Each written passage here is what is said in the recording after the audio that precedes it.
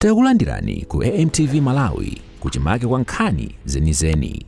Ngati nkhani imeneyo kuno kulibe, dziwani kuti nkhani imeneyo ndi yabodza. Chair, thank you for giving me this chance. My question, it goes through the bullet number 10. That leads on chairperson.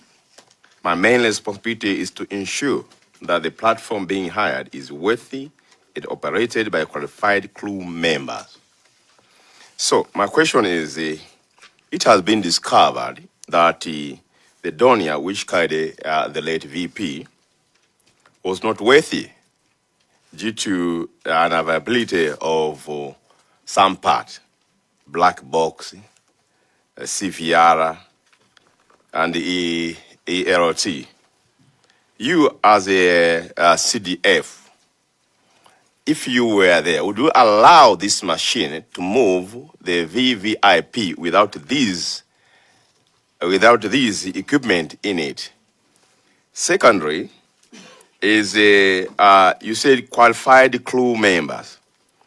When I was leading the previous report, it was suggested that the crew member were not well qualified. Would you please tell this committee what were the criteria of having a pilot to drive that machine, especially Donia? Thank you. Thank you very much. I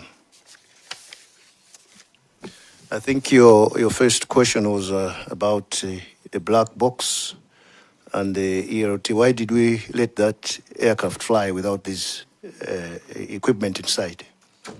Yes, and it's carrying VVIP. Thank you. First of all, let me clarify here that military aircrafts don't have a black box. I think this has been repeated now and again. They do not. According to Chicago Convention 1944, it's only mandatory. When you buy an aircraft and you want to put a black box, it's mandatory. That at an extra cost.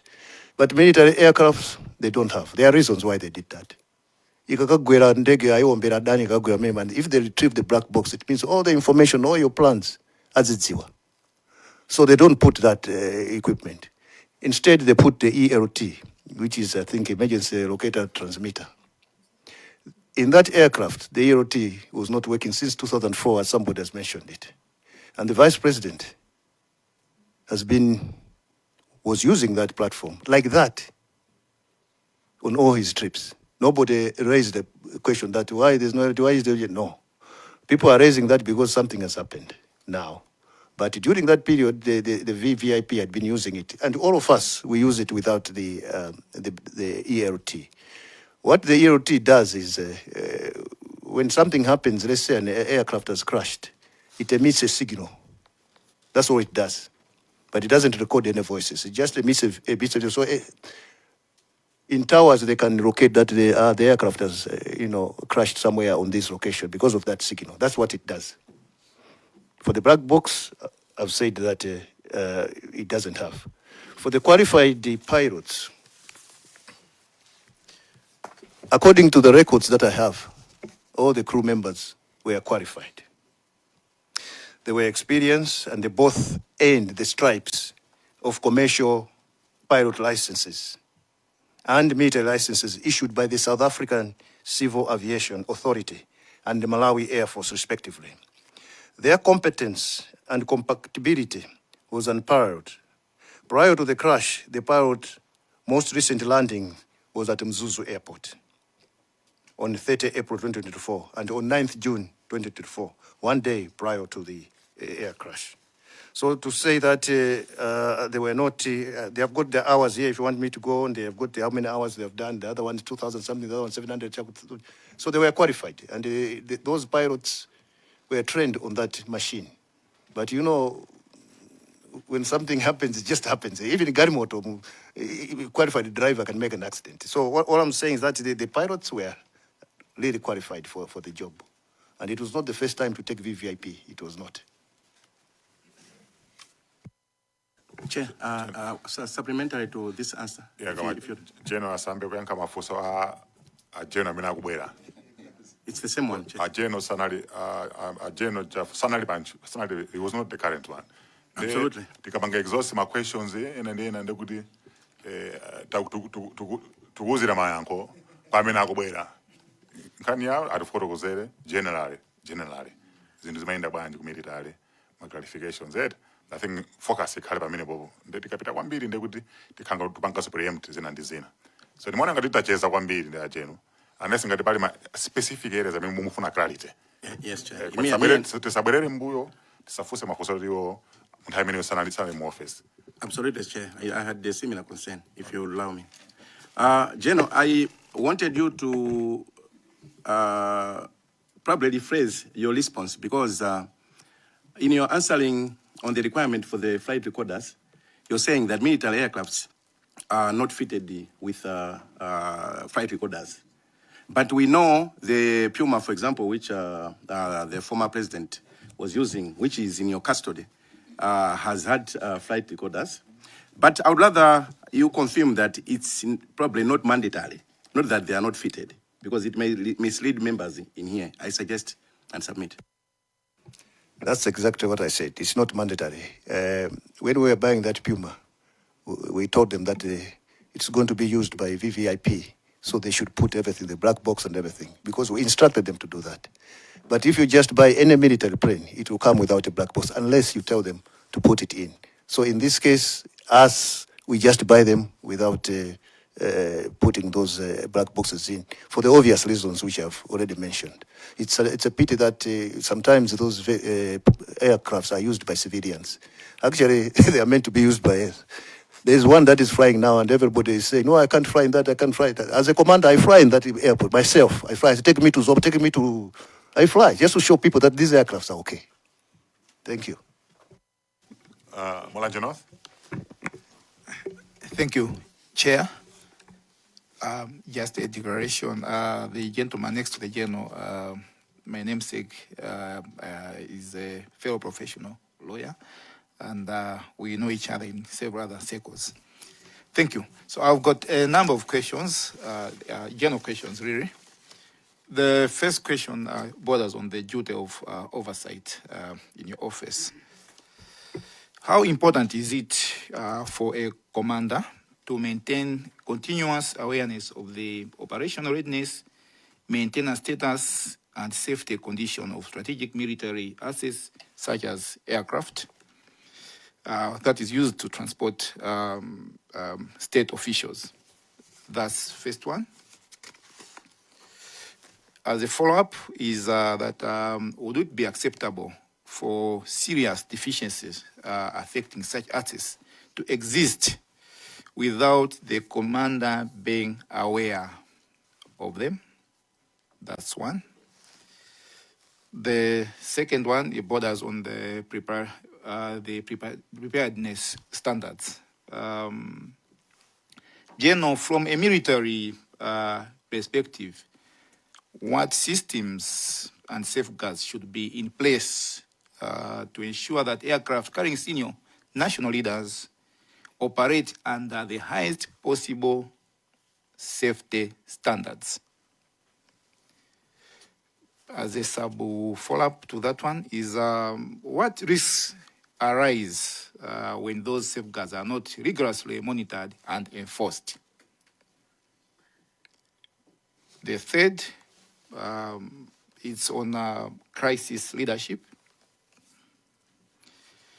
When a military aircraft carrying senior government officials loses communication unexpectedly, what would ordinarily be expected of the commander of defense force during the first critical hours?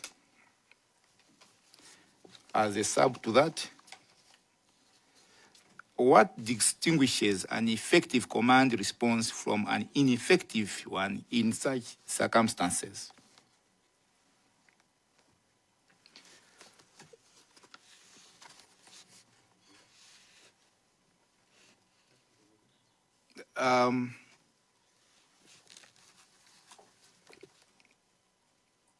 and another one is on accountability of a commander. General, would you agree that a commander is responsible not only for his own actions, but also ensuring that subordinate commanders, operation units, and support systems are functioning effectively?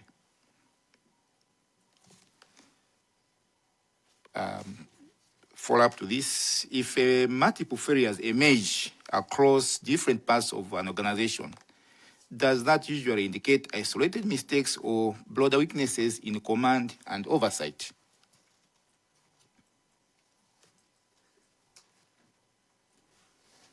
I think I should stop there. Thank you, Chair. General. Thank you very much. I think most of the questions, they seem to be related. So I'll just answer generally, the ones that I can remember.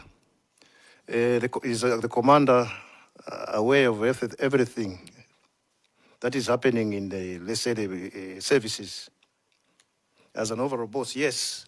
The commander is supposed to know everything. I already said that we have got 4 services and unified command, which is the Army headquarters, and which I am the commander.